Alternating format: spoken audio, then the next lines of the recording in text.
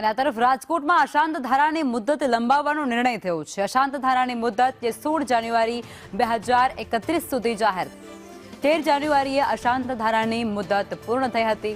28 સોસાયટીઓને લઈ સરકારને દરખાસ્ત કરવામાં આવી હતી, જેમાં પશ્ચિમ વિસ્તારમાં અશાંત ધારોની મુદ્દત લંબાવી દેવામાં આવી છે। વર્ષ 2021ની ચૂંટણી વખતે અશાંત ધારો લાગુ કરવામાં આવ્યો હતો, જેની મુદ્દત હવે લંબાવી દેવામાં આવી છે, જેમાં 28 જેટલી સોસાયટીઓને લઈ અને સરકાર સમક્ષ દરખાસ્ત મૂકવામાં આવી હતી અને ત્યારબાદ પશ્ચિમ વિસ્તારમાં અશાંત ધારાની જે મુદ્દત છે તેને લંબાવી દેવાઈ છે।